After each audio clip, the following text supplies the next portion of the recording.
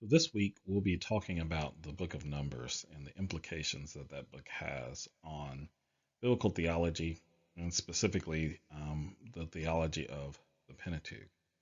So, I'll start off with this quote from Gordon Wenham's Exploring the Pentateuch book, where he's going to say, Numbers is most similar to Exodus. And both books mix plenty of narrative and legal material, and both clearly form part of a bibliography of Moses. Both books also tell a major crisis, which threatens the future survival of the nation. In Exodus, it's the golden calf episode. In Numbers, it is the unbelief of the spies. In both cases, it is the intercession of Moses that leads God to relent of his threat to destroy Israel. And so from there, let's dive into the book of Numbers. So now we're going to talk about the basic content that's in the book of Numbers. And this revolves kind of around two things that are kind of intertwined together. So the first is going to be the rebellious generation that was over the age of 20 that did not respond to Joshua and Caleb's plead that they could actually go in and take the promised land as God had promised them. But then the generation under the age of 20 was allowed to live and they were going to inherit the land. And so, what one of my professors, Dr. Dennis Cole, who I had when I was at New Orleans Baptist Theological Seminary, would argue is that the book of Numbers is going to focus on these two contrasting themes of inheritance and disinheritance, so that those who were unfaithful are not going to inherit the land and those who are faithful are. And then from here, you also have two major censuses that take place in chapters 1 and 26 that are ultimately going to prepare the reader, like Trumper is going to say here, for the death of those listed in the first and the military and enlistment for those who are listed in the second census. But this is also the reason why the Greek translators called it the book of Numbers in Greek, because these two censuses are very unique to the book of Numbers, such that a lot of people are going to structure the book kind of around that as well, in light of also kind of the movement of Israel throughout the book. And so those are the two major themes in the content of the book of Numbers that kind of revolve around the censuses that appear within the book. All right, so now let's talk some about authorship and date. So first, we know kind of the dates for when the book of Numbers is supposed to take place, or at least the events that are described in the book. And so this takes place in the second year after they had fled from Egypt and right before they were about to enter the land. So this is roughly 38 years, and this is very clear. So like in Numbers 1:1, it says, Yahweh spoke to Moses in the desert of Sinai in the tent of assembly on the first of the month in the second year after they came out of the land of Egypt. Then in conjunction with that, you have in Numbers 36:13, the very last verse of the book, that says, These are the commands and the stipulations that Yahweh commanded by the hand of Moses to the Israelites on the desert plateaus of Moab by the Jordan across Jericho, meaning they're getting ready to now enter into the promised land. So you've got this 38-year journey. So in light of that, what the book of Numbers is going to do is kind of have this sort of telescoped account of Israel's wilderness experience, trying to kind of zoom in and provide us some theology, some insights, some observations about this that we can use to help us understand our own relationship between us and God. And so then lastly, this is one of the highlights of the book, where you get a clear statement of sort of Mosaic authorship, and at least of him writing certain things down about Israel's journeys. And so this occurs in Numbers 33:1-2, but you also have other statements like this in Exodus 17:14, 24:4, 34:27-28, and then some in Deuteronomy as well. So like Deuteronomy 28:61, 31:9. So you do have statements throughout the Pentateuch that Moses wrote certain sections, and for some people that's enough to say that Moses wrote the entirety of the Pentateuch. For others, are going to say, well, maybe he wrote some of those sections. And then for others, this is recounted in third person, so therefore it's just someone saying that Moses wrote this down, and maybe that happened, maybe it didn't, but we don't have those records today. So this is just one of those rare places, so it's worth knowing that in Numbers 33, 1 through 2, it's saying that Moses wrote down these journeys. But there's still some debate, as we've talked about before, over the exact nature of how that applies to authorship of the book as a whole. So the genre of the book is going to be a historical narrative. However, the book has a sort of unique literary structure that scholars have some various views on. So some are going to focus on the geographic structure and say that it's really based on Israel's movement. So they moved from Sinai to Kadesh to Moab, and those are the three sort of sections of the book. And we'll look at a graphic that kind of displays this in a second. But others are going to focus more on the sort of thematic structure that's going to be based on the census that occurs in chapter 1 and 26 and the judgment of the first generation, followed by the judgment or the success of the second generation in light of the judgment that came through the first. And then there's some other varying structures that people will propose as well. So at the end of the day, this is going to be a theological narrative of the life of the wilderness mixed with law codes that are meant to be kind of reflected upon as you would read through the text. And I'll show you a graphic for that here in a moment as well. So here's the first graphic that we'll look at, and this is from Gordon Wenham's Exploring the Pentateuch book. And what he's going to point out just about the structure of Numbers is that in some ways it is ultimately tied into the book of Exodus.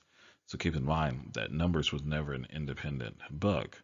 Even if it was written on a separate scroll, it always was supposed to kind of be a continuation of the scroll that had already started with Genesis and Exodus. And so when you look at everything that's happening from Exodus 19 to Numbers 10, you get this sort of emphasis at the location at Sinai. And then in between there, you get a story about the journey that took place from Sinai to Kadesh. And that's where here, when it was going to kind of have this low valley. So let me circle that here for a moment. This low valley here would be from Numbers 10, 11 to 12, 16. And then you get this same sort of thing again in the book of Numbers from Numbers 13 through 19. This focus on what's happening with law giving at Kadesh. And then there's another journey narrative here from Numbers 21 through 22.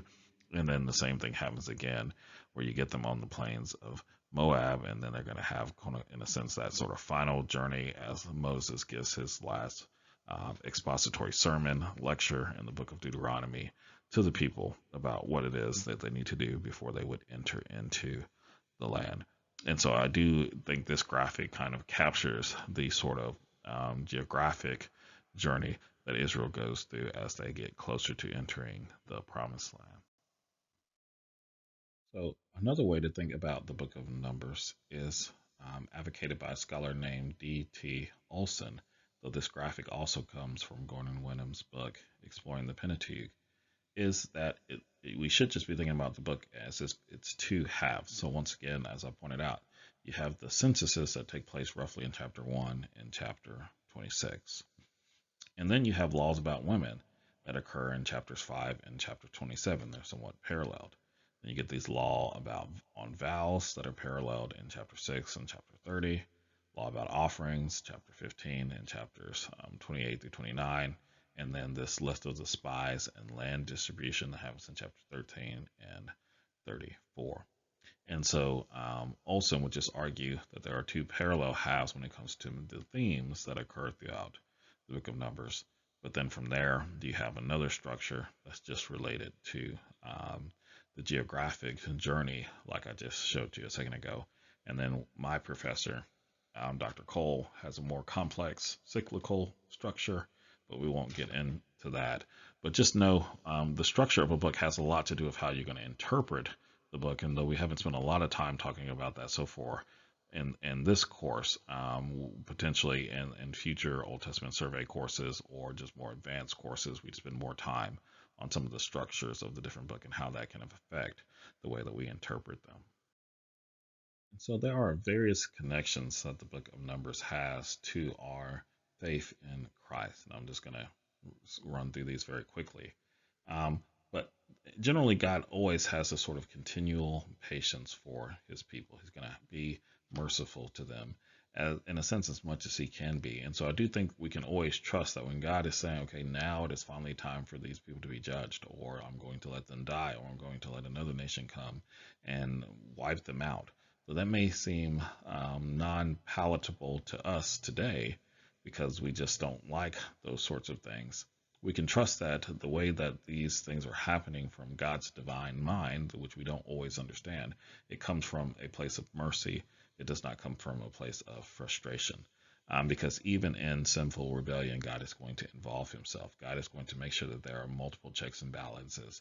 You can even think here of the story that Christ tells in the New Testament of how someone constantly sent his sons and messengers to tell people to come to a party, and they slaughtered the first one, they slaughtered the second one, they slaughtered the third one, and then finally he sent his own son, and they slaughtered, his son. So therefore, when the judgment comes at that point, there really is no excuse. And so we can always view God's judgment from that same standpoint. So the wilderness motif is going to be important for a New Testament audience because it's going to remind us that there is always a call to respond to God's grace with obedience, not just with living life however it is that we think we might want to in sinful rebellion from his ways. So it's worth ending this section with just focusing on this unique parallel that exists between the books of Exodus and the book of Numbers. And this is drawn from John Selhammer. He was the one who mentored my main professor, Michael Shepherd, and Michael Shepherd mentored me. And so I read the Bible very similar to John Selhammer. So this is from his book, The Pentateuch as Narrative. And so when you get into Numbers chapter 12, you would read this verse in verse 1. And Miriam and Aaron spoke against Moses. And then their particular reason is this, because he took the Cushite woman whom he took, that he took her as a wife. And for whatever reason, it doesn't seem like this is a problem until all of a sudden now it's like, okay, we got a reason to speak up against Moses. So the question is, why is that the case? So Selhammer is going to make the argument here, and I do think he is on to something, that Moses, there's now this sort of leadership that has arisen with people who are elders who are filled with the Spirit, who can now, in a sense, have God's Spirit guide them and give them wisdom. Joshua being amongst those, though he's obviously younger, he's going to be amongst those wise men who can meditate on God's Word and be led by his Spirit, which I think is a model of what we're supposed to also be doing today. And so Moses kind of makes this statement in Numbers 11:12. Did I conceive all these people? Have I fathered them? That you could say, carry them in your lap, just as a foster father carries the sucklings on the land that you swore an oath to your ancestors.